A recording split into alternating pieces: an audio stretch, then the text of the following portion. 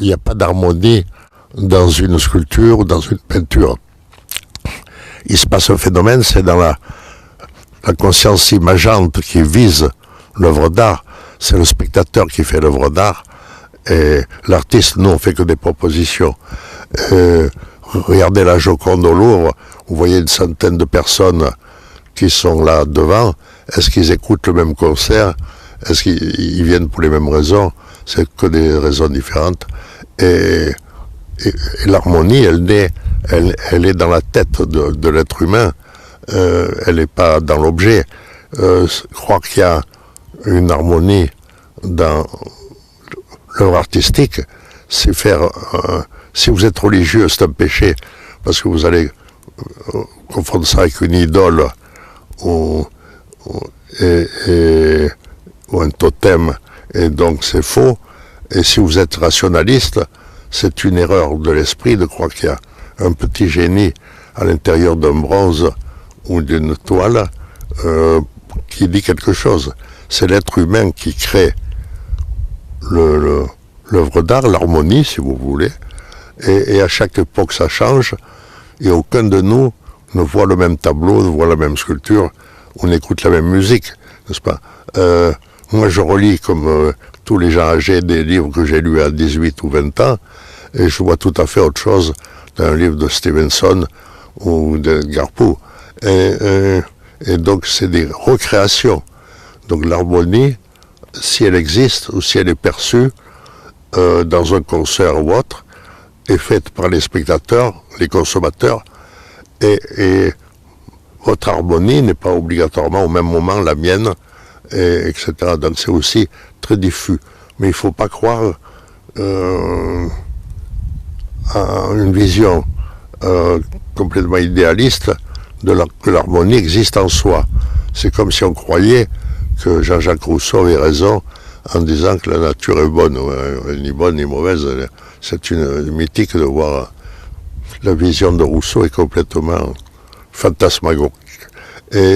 Mais dans l'art est harmonieux ce que vous considérez comme harmonieux à ce moment-là. Et peut-être demain, vous ne verrez pas la même chose, et dans un an non plus.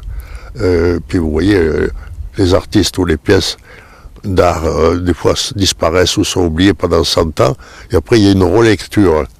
Donc, à une autre époque, on va ressortir un parchemin, un tableau, une école d'art, et la mettre au pinacle, et trouver qu'elle est harmonieuse.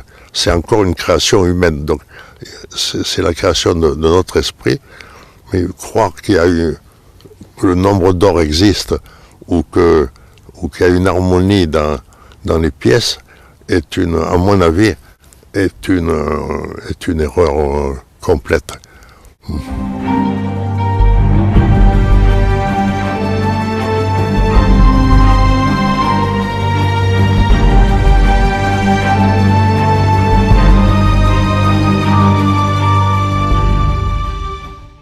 Bonjour Ghislaine, merci de nous recevoir dans votre cours de danse à Nice. Voilà, nous avons élaboré un travail sur l'harmonie et nous avons pensé à vous évidemment dans la conception de la danse, de la musique que vous présentez que vous avez pu présenter tout au long de votre carrière. Et donc j'aimerais bien que vous nous parliez de ce concept-là à travers votre expérience. Très bien. Bien, si vous voulez, l'homme a toujours dansé, il s'est toujours étiré, il a dansé quand il était content ou triste, il dansait pour sa famille, pour Dieu surtout, au départ. Ensuite, je voudrais juste vous citer Chuang Tzu qui disait « Étirez votre corps, unifiez votre vision et l'harmonie du ciel s'établira en vous ». Je pense que ça illustre bien ce que je veux vous dire sur l'harmonie dans la danse. Pour moi, l'harmonie dans la danse, c'est l'accord entre l'esprit et le geste. Vous voyez, dans l'acquisition de la technique de la danse, on sculpte son corps avec des exercices répétitifs, bien ciblés, en travaillant dans une dynamique qui impose au corps des mouvements, des postures, des formes.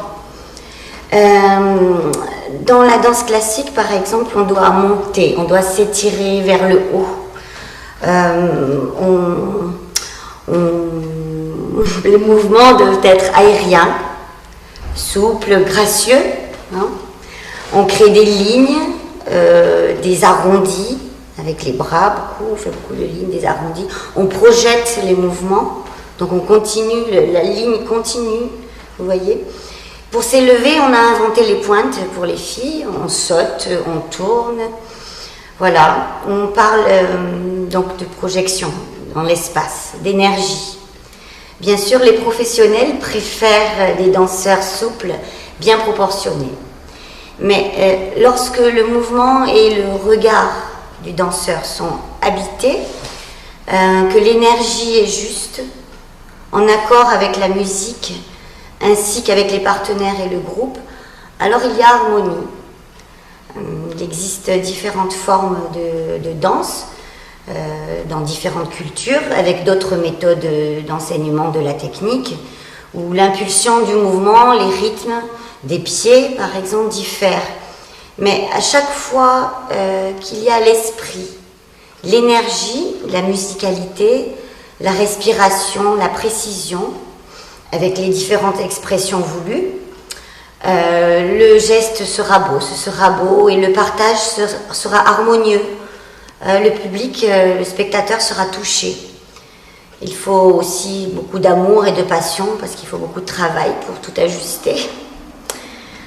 Enfin, je veux juste vous citer une petite phrase que j'aime bien, qui dit qu'à travers la danse, c'est le temps qui passe. À chaque mouvement, un peu de vie s'efface, mais juste un peu.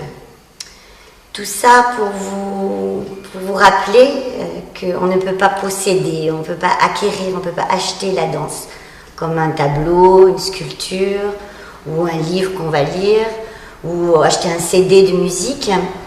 Donc, ce qui restera après, la vision de la danse, son souvenir, ce qui nous marquera, ce sera un sentiment d'harmonie dans la danse. Voilà ce que je voulais dire, ce que j'ai pensé vous dire.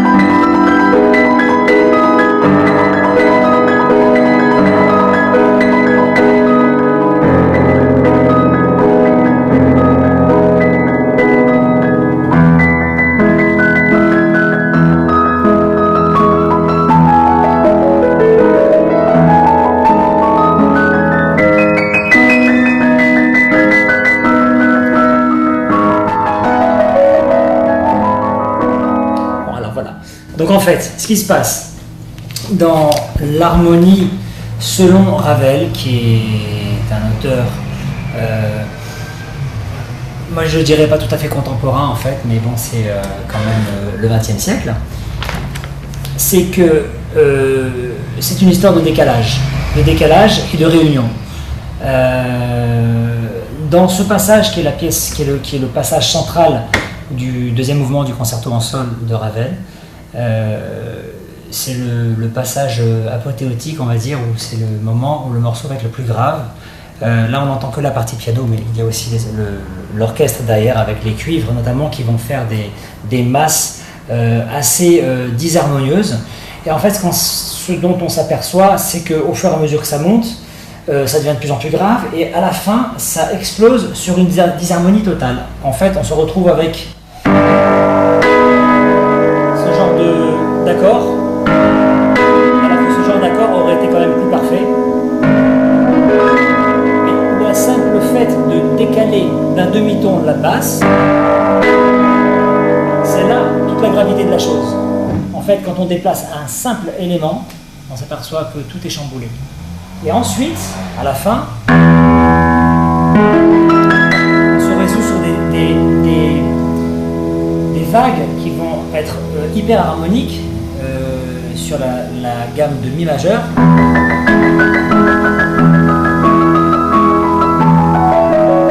Comme si la tempête était passée.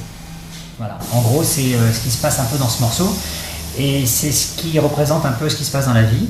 À savoir que il y a toujours un équilibre entre le bien et le mal, le blanc et le noir, l'énergie positive, l'énergie négative, les ions, les électrons, les atomes, tout est en balancement perpétuel et quand on écoute ce genre de musique et qu'on rentre à l'intérieur, on s'en aperçoit encore plus. Maintenant, pour répondre à votre question, voici ce que je pense de l'harmonie en général dans la musique et en général dans la vie. C'est en réalité la même chose parce que la musique, c'est ce qui permet de comprendre la vie. La musique est une émanation divine et permet de communiquer directement avec Dieu puisqu'elle est l'expression de l'âme. Ce qui se passe, c'est que quand on apprend la musique, d'abord on se trompe, on fait des fausses notes, donc il n'y a pas d'harmonie. C'est comme quand on apprend à marcher, on tombe, on se casse la figure, on se fait mal, on a des bobos, puis on a du mercurochrome un peu partout. Puis au fur et à mesure, on se construit. Et la musique nous aide à se construire et aller vers cette recherche de la perfection à travers l'harmonie musicale qui doit nous apporter un bien-être dans notre vie et donc une harmonie dans notre vie. Voilà.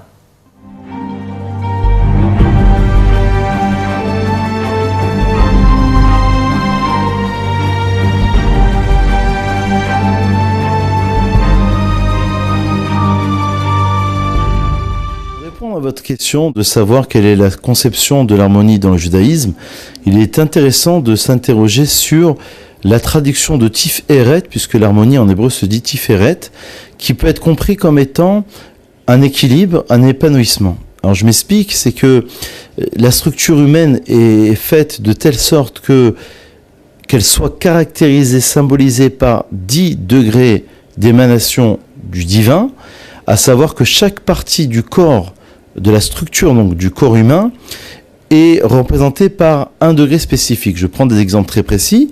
La droite sera plutôt la bonté, la main droite, alors que la main gauche sera plutôt la rigueur.